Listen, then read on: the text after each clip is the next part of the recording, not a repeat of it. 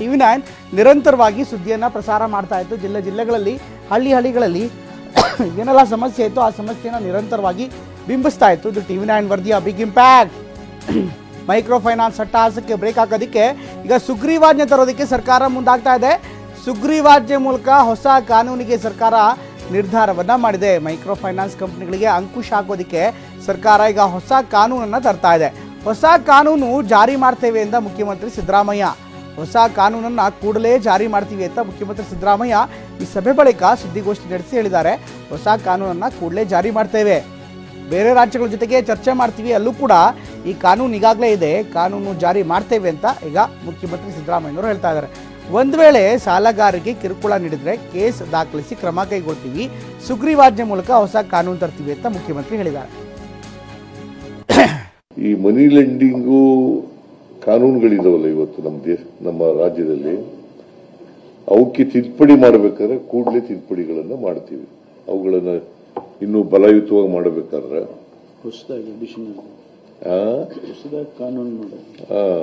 ಮಾಡ್ತೀವಿ. ಜೊತೆಗೆ ಒಂದು ಹೊಸ ಕಾನೂನನ್ನ ಮಾಡ್ತೀವಿ, only with an interest to give protection to the interest of the borrowers, genuine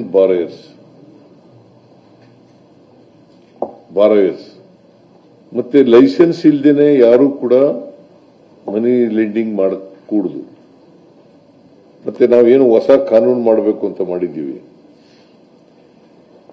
ಆ ಕಾನೂನನ್ನ ಕೂಡಲೇ ಮಾಡ್ತೀವಿ. ಅದನ್ನ ಲಾ ಡಿಪಾರ್ಟ್ಮೆಂಟ್ನವರು, ರೆವಿನ್ಯೂ ಡಿಪಾರ್ಟ್ಮೆಂಟ್, ಫೈನಾನ್ಸ್ ಡಿಪಾರ್ಟ್ಮೆಂಟ್ ಮತ್ತೆ ಹೋಮ್ ಡಿಪಾರ್ಟ್ಮೆಂಟ್ ಚರ್ಚೆ ಮಾಡಿ, ಬೇರೆ ರಾಜ್ಯಗಳಲ್ಲಿ ಈಗ ಆಂಧ್ರ ಪ್ರದೇಶದಲ್ಲೂ ಕೂಡ ಕಾನೂನು ಮಾಡಿದ್ದಾರೆ. ಆ ಕಾನೂನುಗಳನ್ನು ಕೂಡ ನೋಡಿ ಕೂಡಲೇ ಆ ಕಾನೂನನ್ನು ಸುಗ್ರೀವಾಜ್ಞೆ ಮೂಲಕ ಮಾಡ್ತಕ್ಕಂಥದನ್ನ ಮಾಡ್ತೀವಿ. ಮತ್ತೆ ನಾವೇನು ಹೊಸ ಕಾನೂನು ಮಾಡಬೇಕು ಅಂತ ಮಾಡಿದ್ದೀವಿ, ಆ ಕಾನೂನನ್ನ ಕೂಡಲೇ ಮಾಡ್ತೀವಿ. ಅದನ್ನ ಲಾ ಡಿಪಾರ್ಟ್ಮೆಂಟ್ನವರು, ರೆವಿನ್ಯೂ ಡಿಪಾರ್ಟ್ಮೆಂಟ್, ಫೈನಾನ್ಸ್ ಡಿಪಾರ್ಟ್ಮೆಂಟ್ ಮತ್ತೆ ಹೋಮ್ ಡಿಪಾರ್ಟ್ಮೆಂಟ್ ಚರ್ಚೆ ಮಾಡಿ, ಬೇರೆ ರಾಜ್ಯಗಳಲ್ಲಿ ಈಗ ಆಂಧ್ರ ಪ್ರದೇಶದಲ್ಲೂ ಕೂಡ ಕಾನೂನು ಮಾಡಿದ್ದಾರೆ. ಆ ಕಾನೂನುಗಳನ್ನು ಕೂಡ ನೋಡಿ ಕೂಡಲೇ ಆ ಕಾನೂನನ್ನು ಇನ್ನು ಮೈಕ್ರೋ ಫೈನಾನ್ಸ್ ಕಂಪನಿಗಳಿಗೆ ಸಿಎಂ ಖಡಕ್ ಆದಂತಹ ವಾರ್ನಿಂಗ್ ಅನ್ನ ಕೊಟ್ಟಿದ್ದಾರೆ. ಸಾಲ ವಸೂಲಿ ಮಾಡುವಾಗ ಯಾರು ಕಿರುಕುಳ ಕೊಡಬಾರದು ಅನ್ನುವಂಥ ಎಚ್ಚರಿಕೆಯನ್ನ ಕೊಡ್ತಾ ಇದ್ದಾರೆ. ಸಾಲ ವಸೂಲಿ ಮಾಡುವಾಗ ಯಾರು ಕೂಡ ಕಿರುಕುಳವನ್ನ ಕೊಡಬಾರದು, ಸಾಲ ಮರುಪಾವತಿಗೆ ದೌರ್ಜನ್ಯ ಮಾಡಬಾರ್ದು ಅನ್ನುವಂಥ ಖಡಕ್ ಆದಂತಹ ಸೂಚನೆಯನ್ನ ಕೊಟ್ಟಿದ್ದಾರೆ. ನಿಗದಿಗಿಂತ ಮೀರಿ ಹೆಚ್ಚು ಬಡ್ಡಿ ಹಣ ಸಂಗ್ರಹ ಮಾಡಬಾರ್ದು, ಚಕ್ರಬಡ್ಡಿ, ಮೀಟರ್ ಬಡ್ಡಿ ಇದೆಲ್ಲವೂ ಕೂಡ ಬಿಡಬೇಕು. ಹಾಗೆ ಸಂಜೆ 5 ಗಂಟೆ ನಂತರ ಸಾಲ ವಸೂಲಿ ಮಾಡೋ ಹಾಗಿಲ್ಲ ಅನ್ನುವಂಥ ಮಾತನ್ನು ಕೂಡ ಹೇಳ್ತಾರೆ. ಜೊತೆಗೆ ಕಿರುಕುಳ ನೀಡಿದರೆ ಸರ್ಕಾರದಿಂದ ಕಠಿಣ ಕ್ರಮ ಕೈಗೊಳ್ತೀವಿ ಅನ್ನುವಂಥ ಮಾತನ್ನು ಕೂಡ ಹೇಳ್ತಿದ್ದಾರೆ. ಕಿರುಕುಳ ಏನಾದರೂ ನೀವು ಪದೇ ಈ ಥರ ಕೊಟ್ಟರೆ ನಾವು ಖಂಡಿತವಾಗ್ಲೂ ಕ್ರಮ ಕೈಗೊಳ್ತೀವಿ, RBI ನಿಯಮಗಳನ್ನು ಪಾಲಿಸಬೇಕು, ಸಭೆಯಲ್ಲಿ ಫೈನಾನ್ಸ್ ಕಂಪನಿಯವರಿಗೆ ಎಚ್ಚರಿಕೆ ನೀಡಿದ್ದೇವೆ ಅಂತ ಸುದ್ದಿಗೋಷ್ಠಿಯಲ್ಲಿ ಸಿದ್ದರಾಮಯ್ಯ ಹೇಳಿಕೆಯನ್ನು ಕೊಟ್ಟಿದ್ದಾರೆ. ಇವರು ಯಾರು ಮೈಕ್ರೋ ಫೈನಾನ್ಸ್ ನಡೆಸ್ತಾರೆ, ಅವರ ಅಸೋಸಿಯೇಷನ್ ಇದೆಯಲ್ಲ, ಅಸೋಸಿಯೇಷನ್ ಅಧ್ಯಕ್ಷರು, ಅವರಿಂದ ಅಭಿಪ್ರಾಯವನ್ನು ಕೇಳಿದ್ದೀವಿ. ಜೊತೆಗೆ reserve bank of India regional officer ಅವರ ಅಭಿಪ್ರಾಯ ಕೇಳಿದ್ದೀವಿ. ಇವರ ಅಭಿಪ್ರಾಯ ಕೇಳಿದ ಮೇಲೆ ಯಾರೂ ಕೂಡ ಸಾಲ ಕೊಡಬೇಡಿ ಅಂತ ನಾವು ಹೇಳಲ್ಲ, ವಸೂಲು ಮಾಡಬೇಡಿ ಅಂತ ಹೇಳಲ್ಲ. ಆದರೆ ವಸೂಲು ಮಾಡುವಾಗ ಕಿರುಕುಳ ಕೊಡಬಾರದು, ಯಾರಿಗೂ ಎರಾಶ್ ಮಾಡಬಾರದು.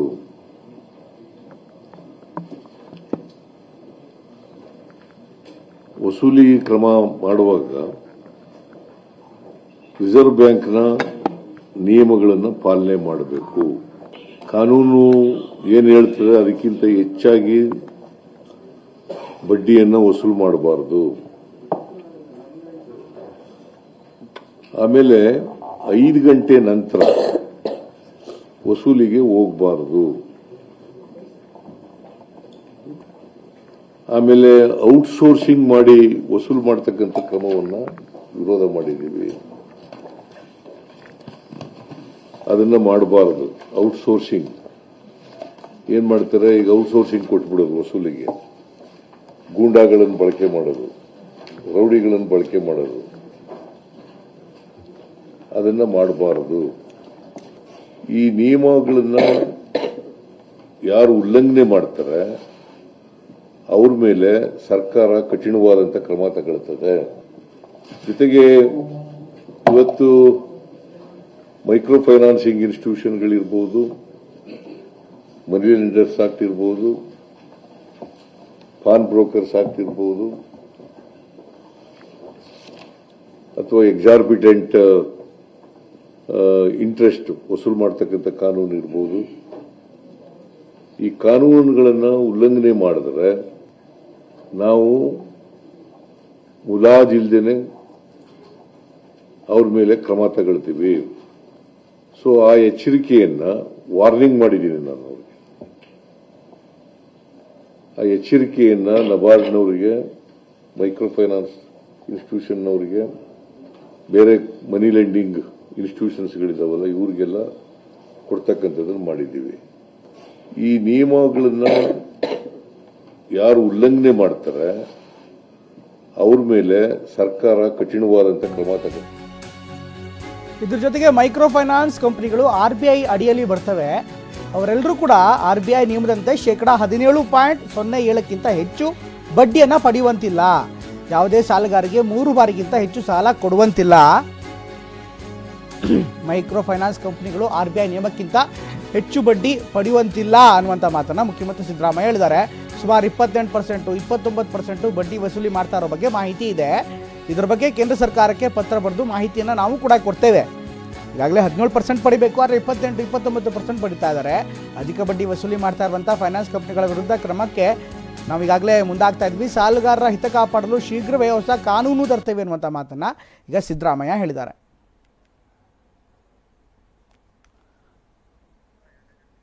ಇದು ಮುಖ್ಯಮಂತ್ರಿ ಸಿದ್ದರಾಮಯ್ಯನವರು ಹೇಳ್ತಾ ಇರುವಂಥ ಮಾತು. ಈಗಾಗಲೇ ನಿಯಮದ ಪ್ರಕಾರ 17% ಮಾತ್ರ ಬಡ್ಡಿ ಪಡಿಬೇಕು. ಆದರೆ ಅನೇಕ ಕಡೆಗೆ ಅನೇಕ ರೀತಿಯಾದ ವರದಿಗಳು ಈಗಾಗಲೇ ಬರ್ತಾವೆ. ಕೆಲವೊಂದು ಕಡೆಗೆ 25%, 29%, 28% ಹೀಗೆ ಭಿನ್ನವಾಗಿ ನಿಯಮ ಮೀರಿ ನಿಯಮಕ್ಕಿಂತ ಅಧಿಕ ಬಡ್ಡಿಯನ್ನು ವಸೂಲಿ ಮಾಡಲಾಗ್ತದೆ. ಜೊತೆಗೆ ಕಿರುಕುಳವನ್ನು, ದೌರ್ಜನ್ಯವನ್ನು, ಅವಮಾನವನ್ನು ಮಾಡಲಾಗ್ತದೆ. ಹೀಗಾಗಿ RBI ನಿಯಮಕ್ಕಿಂತ ಜಾಸ್ತಿ ಏನಾದರೂ ಕೂಡ ಬಡ್ಡಿ ತೆಗೆದುಕೊಂಡ್ರೆ ಸುಮ್ಮನೆ ಇರಲ್ಲ ಅನ್ನುವಂಥ ಮಾತನ್ನು ಮುಖ್ಯಮಂತ್ರಿ ಹೇಳ್ತಾರೆ. ಇದರ ಜೊತೆಗೆ ಇನ್ನಷ್ಟು ಅಪ್ಡೇಟ್ಸ್ಗಳು ಬರ್ತಾ ಇದೆ.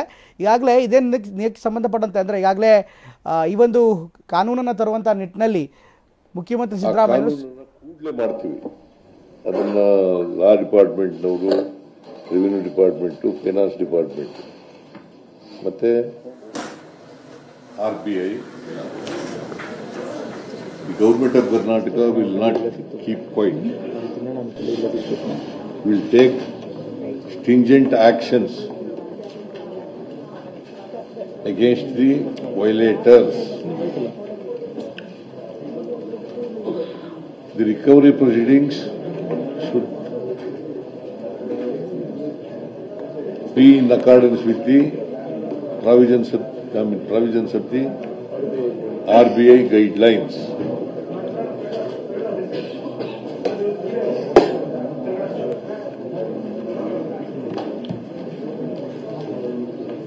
There are guidelines by RBI.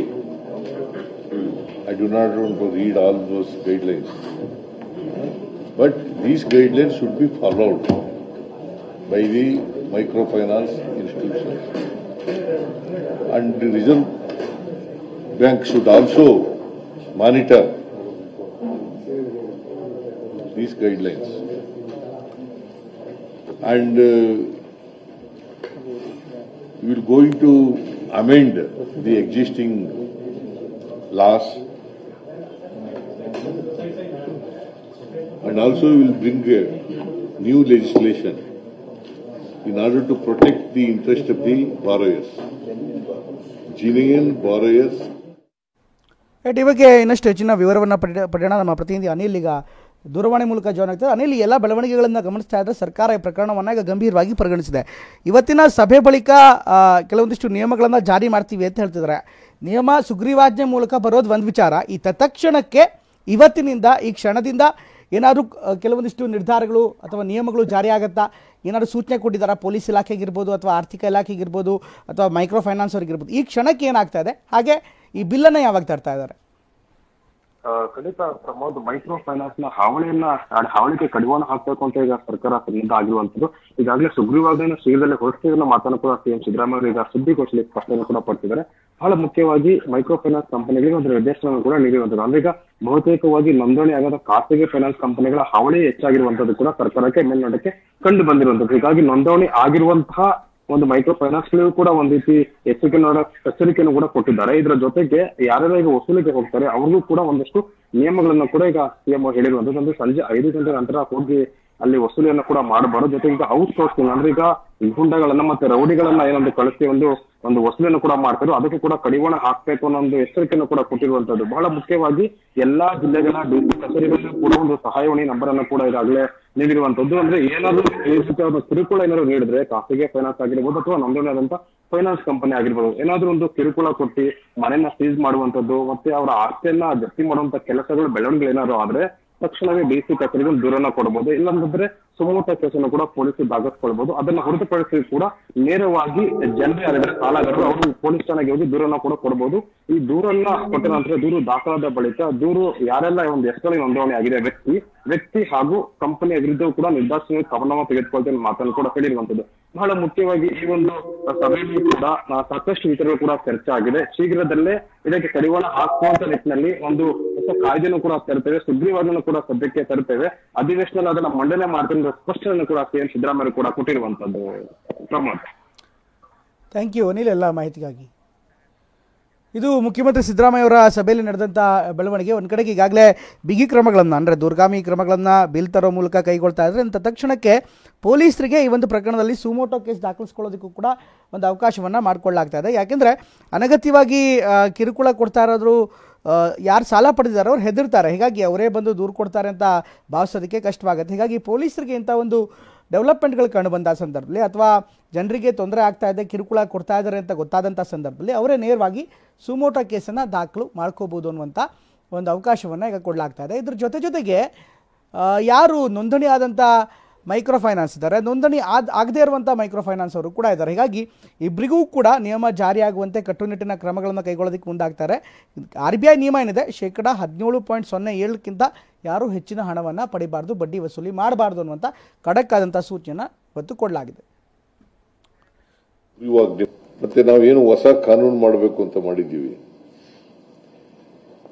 ಆ ಕಾನೂನನ್ನ ಕೂಡಲೇ ಮಾಡ್ತೀವಿ. ಅದನ್ನ ಲಾ ಡಿಪಾರ್ಟ್ಮೆಂಟ್ನವರು, ರೆವಿನ್ಯೂ ಡಿಪಾರ್ಟ್ಮೆಂಟು, ಫೈನಾನ್ಸ್ ಡಿಪಾರ್ಟ್ಮೆಂಟ್ ಮತ್ತೆ ಹೋಮ್ ಡಿಪಾರ್ಟ್ಮೆಂಟ್ ಚರ್ಚೆ ಮಾಡಿ ಬೇರೆ ರಾಜ್ಯಗಳಲ್ಲಿ ಈಗ ಆಂಧ್ರ ಪ್ರದೇಶದಲ್ಲೂ ಕೂಡ ಕಾನೂನು ಮಾಡಿದ್ದಾರೆ.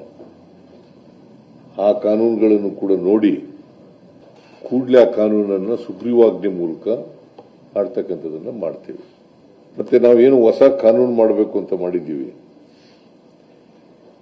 ಆ ಕಾನೂನನ್ನ ಕೂಡಲೇ ಮಾಡ್ತೀವಿ. ಅದನ್ನ ಲಾ ಡಿಪಾರ್ಟ್ಮೆಂಟ್ನವರು, ರೆವಿನ್ಯೂ ಡಿಪಾರ್ಟ್ಮೆಂಟು, ಫೈನಾನ್ಸ್ ಡಿಪಾರ್ಟ್ಮೆಂಟ್ ಮತ್ತೆ ಹೋಮ್ ಡಿಪಾರ್ಟ್ಮೆಂಟ್ ಚರ್ಚೆ ಮಾಡಿ. ಡೆವಲಪ್ಮೆಂಟ್ಗಳ ನಡುವೆ ನಮಗೆ ಹಾವೇರಿಯಿಂದ ಶೈಲಜಾ ಎಂಬುವರು ದೂರವಾಣಿ ಮೂಲಕ ಜಾಯ್ನ್ ಆಗ್ತಿದ್ದಾರೆ. ಶೈಲಜಾ ಅವರು ಕೂಡ ಮೈಕ್ರೋ ಫೈನಾನ್ಸ್ ಕಿರುಕುಳಕ್ಕೆ ಒಳಗಾದವರು, ಅವರು ಕೂಡ ಸಾಲ ತೆಗೆದುಕೊಂಡಿದ್ರು. ಅವ್ರಿಗೂ ಕೂಡ ಈ ಮೈಕ್ರೋ ಫೈನಾನ್ಸ್ನ ಯಾರು ಸಾಲ ವಸೂಲಿಗಾರಿದಾರಲ್ಲ ಅವರು ಸಾಕಷ್ಟು ಕಿರುಕುಳ ಕೊಟ್ಟಿದ್ದಾರೆ. ಶೈಲಜಾ ಅವರೇ, ಮೊದಲನೇದಾಗಿ ನೀವು ಯಾವ ಫೈನಾನ್ಸಿಂದ ಸಾಲ ತೆಗೆದುಕೊಂಡಿದ್ರಿ? ಜೊತೆಗೆ ನಾವು ದೃಶ್ಯದಲ್ಲೇ ನೋಡ್ತಾ ಇದ್ದೀವಿ, ನಿಮ್ಮ ಮಾಂಗಲ್ಯ ಸರವನ್ನು ಕೂಡ ಬಿಟ್ಟಿಲ್ಲ, ತಾಳಿಯನ್ನು ಬಿಟ್ಟಿಲ್ಲ, ಅದನ್ನು ಕಿತ್ಕೊಳ್ಳುವಂಥ ಪ್ರಯತ್ನ ಆಯಿತು. ನಿಮ್ಮ ಜೊತೆಗೆ ಏನು ಘಟನೆ ನಡೀತು, ಏನು ಅನುಭವ ಇತ್ತು, ಅದ್ರ ಬಗ್ಗೆ ಹೇಳ್ಬೋದಾ? ಸರ್, ನನಗೆ ಮೈಕ್ರೋ ಫೈನಾನ್ಸ್ ನಾನು ಲೋನ್ ತಗೊಂಡಿದ್ದೆ ಸರ್, 2-3 ಸಾವಿರ. ಹಾಂ, ಹಲೋ, ಹೇಳಿ ಮಾತಾಡಿ ಶೈಲಜಾ ಅವರು. ಹಲೋ, ಮಾತಾಡಿ, ಧ್ವನಿ ಕೇಳಿಸ್ತದೆ, ಮಾತಾಡಿ. 2-3 ಸಂಘ ಮೈಕ್ರೋ ಬಜೆಟ್ ಅಲ್ಲಿ ನಾನು ಲೋನ್ ತಗೊಂಡಿದ್ದೆ ಸರ್. ನಾನು ಕಂಟಿನ್ಯೂ ಆಗಿ 1 ವರ್ಷ ಕಟ್ಟಿದ್ದೆ. ಇತ್ತಿತ್ತಲಾಗೆ ನನ್ನ ಮಗ ಅಂಗವಿಕಲ ಅದಾನ ಸರ್. ಆ ಮಗನ ಸಲುವಾಗಿ ನನಗೆ ಅವ್ನಿಗೆ ಆರೋಗ್ಯ ಸರಿ ಇಲ್ಲದ್ರಿಂದ ಕಟ್ಟಕ್ ಆಗಿಲ್ಲ. ಮತ್ತೆ ಏನ್ ಮಾಡಿದ್ರೆ 2,000 ಎಷ್ಟು ಯಾರು ಕೊಡ್ತಾರೆ ಸರ್, ಯಾರು ಕೊಡ್ಲಿಲ್ಲ. ಕೊನೆಗೆ ನಾ ಕಟ್ಟಕ್ ಆಗಲ್ಲ ಅಂತ ಮನೆ ಕದ ಹಾಕಿರೋದೆ. ಮನೆ ಒಳಗೆ ಬಂದು ನೀ ಕಟ್ಲೇಬೇಕಮ್ಮ ಅಂತ ಬಹಳ ಟಾರ್ಚರ್ ಮಾಡಾಕ್ತಿದ್ರು ಸರ್. ಕೊನೆ ಪಕ್ಷ ಈಗ ಒಂದು 15 ದಿವಸದಿಂದ ಏನೋ ಒಂದು ಕಟ್ಟ ಪರಿಸ್ಥಿತಿ ಸರ್, 2 ತಾಳೆ ಇದ್ದು ಸರ್, ಅದನ್ನು ಮಾರ್ಬಿಟ್ಟು ನಾನು ಸಂಘ ಕಟ್ಟೆ ಬೇರೆ ವಾಸಿ ತಾಳಿ ತಗೊಂಡು ಹಾಕೊಂಡೆ, ಅದಕ್ಕೆ ಮಾಂಗಲ್ಯ ಉಳಿಸ್ಕೊಂಡೆ ಅಂತ ಹೇಳಿ ಸರ್.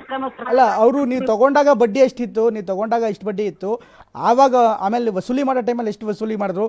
ಬಡ್ಡಿಗಿಂತ ಜಾಸ್ತಿ ಏನಾದ್ರು ವಸೂಲಿ ಮಾಡಿದ್ರಾ?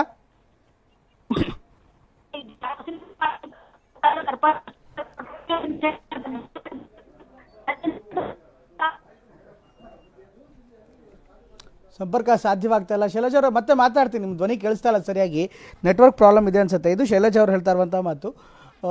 ಒಂದು ಮಾತಾಡ್ತಾ ಇದ್ರು ಅಂದರೆ, ಈಗಾಗಲೇ ಸಾಲ ತೆಗೆದುಕೊಂಡಿದ್ದೆ, ಪದೇ ಪದೇ ಮನೆ ಹತ್ರ ಬಂದು ಕಿರುಕುಳ ಕೊಡ್ತಾಯಿದ್ರು, 2 ಸರ ಇತ್ತು ನನ್ನ ಮಾಂಗಲ್ಯ ಸರ, ಆ 2 ಸರನೂ ಕೂಡ ಮಾರಿ ಈಗ ಹಣ ತಂದು ಅವ್ರಿಗೆ ಕಟ್ಟಿದ್ದೀನಿ. ಎಷ್ಟಾದರೂ ಕೂಡ ಇವರು ಸಾಲವೇ ಮುಗಿಯೋದಿಲ್ಲ, ಸಾಲವೇ ನಾವು ಕೊಡ್ತಾ ಇದ್ದೀವಿ, ಕೊಟ್ಟಷ್ಟು ಇನ್ನೂ ಬಡ್ಡಿ ಜಾಸ್ತಿನೇ ಆಗ್ತಾ ಇದೆ ಅನ್ನುವಂಥದ್ದು ಈಗ ಅನೇಕರು ಮಾಡ್ತಾ ಇರುವಂಥ ಆರೋಪ. ಇದರಲ್ಲಿ 2 ರೀತಿ ಇದೆ. ಒಂದು ಈಗಾಗಲೇ ನೋಂದಣಿ ಆಗಿರುವಂಥ ಮೈಕ್ರೋ ಫೈನಾನ್ಸ್, ಮತ್ತೊಂದು ನೋಂದಣಿ ಆಗದೇ ಇರುವಂಥ ಮೈಕ್ರೋ ಫೈನಾನ್ಸ್. ಹೀಗಾಗಿ ಈ 2 ಸಂಸ್ಥೆಗಳಿಂದ ಅಲ್ಲಲ್ಲಿ ಕಿರುಕುಳ ಕೇಳಿಬರ್ತಾ ಇರುವಂಥದ್ದು. ಪ್ರಮುಖವಾಗಿ ನೋಂದಣಿ ಆಗದೇ ಇರೋರದೇ ಜಾಸ್ತಿ, ಜೊತೆಗೆ ನೇರವಾಗಿ ಆ ಫೈನಾನ್ಸ್ನ ಸಿಬ್ಬಂದಿಯವರು ಸಾಲ ವಸೂಲಿಗೆ ಹೋಗಲ್ಲ, ಬದಲಾಗಿ ಯಾರಿಗಾರು ಕೂಡ ಔಟ್ಸೋರ್ಸ್ ಮಾಡಿಬಿಟ್ಟಿರ್ತಾರೆ. ಔಟ್ಸೋರ್ಸ್ ಮಾಡಿದಂಥ ಸಂದರ್ಭದಲ್ಲಿ ಅವ್ರು ಹೋಗಿ ಇವರ ಸಾಲವನ್ನು ವಸೂಲಿ ಮಾಡ್ಕೊಂಡು ಬರ್ತಾರೆ.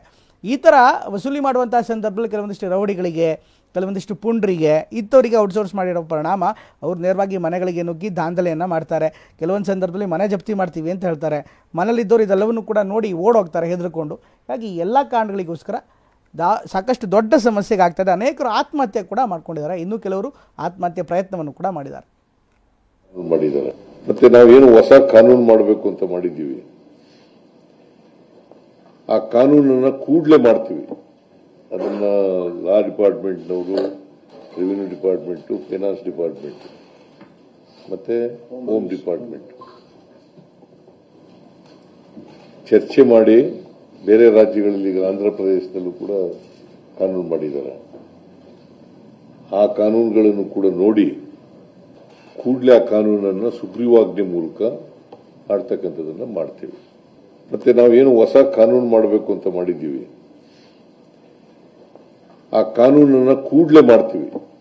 ಅದನ್ನ ಲಾ ಡಿಪಾರ್ಟ್ಮೆಂಟ್ನವರು, ರೆವಿನ್ಯೂ ಡಿಪಾರ್ಟ್ಮೆಂಟು, ಫೈನಾನ್ಸ್ ಡಿಪಾರ್ಟ್ಮೆಂಟ್ ಮತ್ತೆ